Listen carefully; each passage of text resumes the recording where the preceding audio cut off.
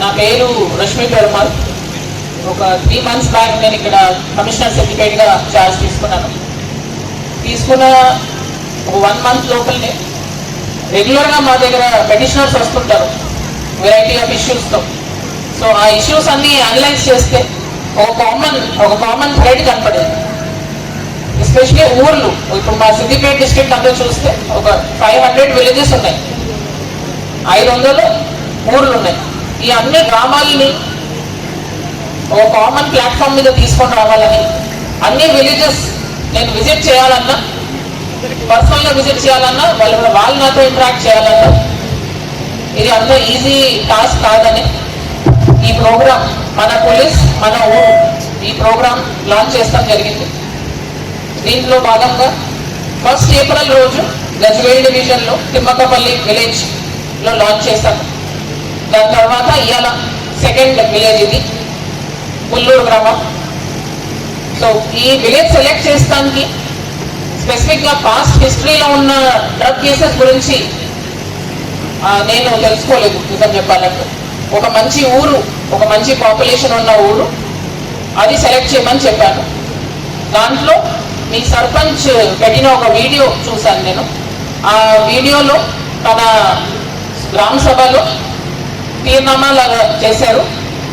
ఈ బెల్ట్ షాప్స్ని నేను క్లోజ్ చేసి చూపిస్తాను అని ఒక లేడీ సర్పంచ్ తను చెప్పే మాటని ఇది నేను ఈ విలేజ్ని సెలెక్ట్ చేసుకోవడం జరిగింది. ఇవాళ ఇక్కడ వచ్చిన తర్వాత మీ అందరితో ఇంటరాక్షన్ అయ్యి అలానే ఈ మెడికల్ క్యాంప్ కూడా లో వచ్చిన వాళ్ళు చూస్తుంటే ఈ కరెక్ట్ విలేజ్ మేము సెలెక్ట్ చేస్తామని అనిపిస్తుంది. సో బేసిక్లీ ఈ ప్రోగ్రామ్ ఆబ్జెక్టివ్ ఏంటంటే ఒక సింగిల్ ఆబ్జెక్టివ్లో సైబర్ క్రైమ్ అనొచ్చు, డ్రగ్ అబ్యూస్, లేదంటే ఎక్కువ alcohol usage, traffic safety, then యూత్ని స్పెషల్గా టార్గెట్ చేయాలా, ఇట్లాంటి అన్ని చిన్న చిన్న ఇష్యూస్ని ఒక్క ప్లాట్ఫామ్ మీద తీసుకొచ్చి ఇట్లా ఒక విలేజ్లో ఒక 500-600 పర్సన్స్ని ఒక జగ గ్యాదర్ చేసుకొని వాళ్ళకి అవసరం ఉన్న ఇష్యూస్ పైన చర్చ చేపించి అవేర్నెస్ చేపిస్తామని, అలానే మాకు కూడా వాళ్ళతో ఇంటరాక్షన్ అవుతుంది. పోలీస్ ఎప్పుడైనా ఏ ఇష్యూ అన్నా, ఇప్పుడు ఒక ఆయన చెప్పారు ఏ క్రైమ్ అన్నా, ఇప్పుడు యాక్సిడెంట్ అయినా, సూసైడ్ అయినా, మర్డర్ అయినా ఫస్ట్ సీన్కి వెళ్ళేది పోలీస్.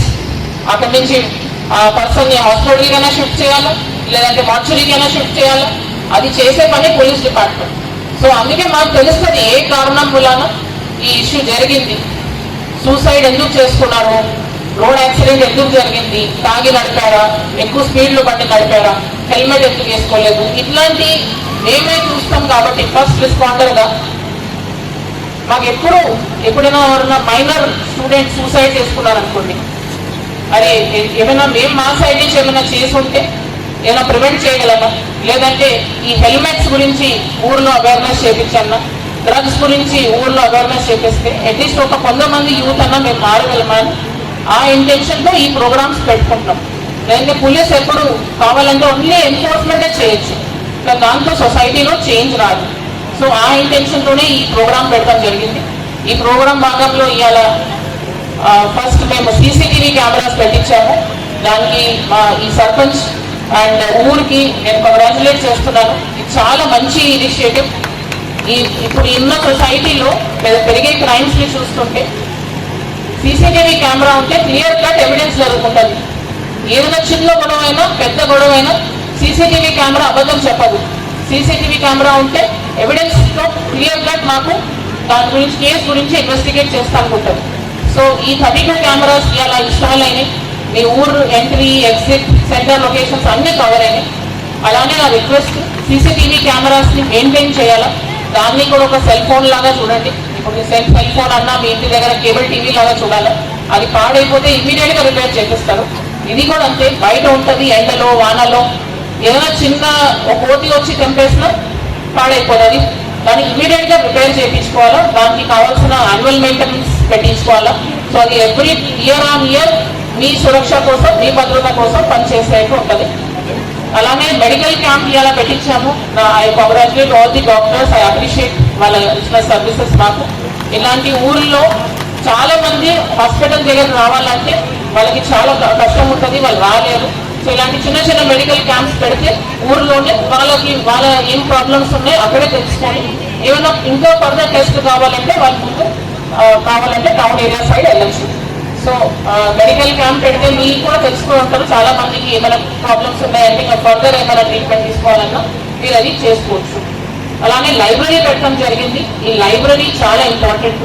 ఇప్పుడు ఉన్న కాలంలో పిల్లలందరూ బుక్స్ వదిలేసి మొబైలే పట్టుకొని చూస్తుంటారు. సో ఆ మొబైల్ అడిక్షన్ తో కూడా చాలా లైఫ్స్ పాడైతున్నాయి. మొబైల్లో ఉన్న ఇంటర్నెట్ కూడా మంచిగా వాడచ్చు, కానీ బుక్స్ ఇచ్చే నాలెడ్జ్ ఎప్పుడు కూడా మొబైల్ని కాంపేర్ చేయలేదు. సో ఐ హోప్ ఈ లైబ్రరీలో పెట్టిన కాంపిటీషన్ రిలేటెడ్ బుక్స్, ఎగ్జామ్ కోసం విలువ వచ్చిన బుక్స్ కూడా మీరు అందరు యూత్, చిన్నపిల్లలు అందరు దాన్ని వాడి ఒక మంచి స్థాయికి వెళ్తారని నేను కోరుకుంటున్నాను. అలానే ఇలా వాలీబాల్ మ్యాచ్లు కూడా ఆడాము. ఇట్లాంటి అన్ని యాక్టివిటీస్ చేస్తే ఫోకస్ యూత్ మీద ఉన్న ఫోకస్, యూత్ ఏ యాక్టివిటీ మీద ఫోకస్ చేస్తున్నారో అది వాళ్ళకి మంచి తీసుకొని రావాలని ఈ స్పోర్ట్స్, ఎడ్యుకేషన్, అలానే స్కూల్ పిల్లలకి బుక్స్, సో ఇట్లాంటి చిన్న చిన్న కార్యక్రమాలని ఒక ప్లాట్ఫామ్ మీద చేయాలని ఈ ప్రోగ్రామ్ పెట్టాము. సో వన్స్ అగైన్ నేను మీరందరూ చాలా పేషెంట్గా లాస్ట్ 2.5 hours నుంచి ఈ ప్రోగ్రాంలో పార్టిసిపేట్ చేశారు. సో దానికి మా పోలీస్ డిపార్ట్మెంట్ తరఫున మీ అందరికీ థ్యాంక్ యూ చెప్తున్నాను. అలానే ఇవాళ మేము ఇచ్చిన మెసేజ్ మీకు వీడియోస్తో లేదంటే ఆల్రెడీ స్టేజ్లో వచ్చి చాలా మంది చెప్పారు, డ్రగ్స్కి మందుకి దూరం ఉంటే మీ బ్రతుకులు ఎంత మంచిగా అవుతాయి. సో ఆ మెసేజ్ని మీరు వాపస్ మీ ఫ్యామిలీస్కి తీసుకొని వెళ్ళాలా, మీ ఎవరో లేరు వాళ్ళందరికీ కూడా చెప్పాలి. అలానే లాస్ట్లో ఆ అమ్మాయి ఒక క్వశ్చన్ అడిగి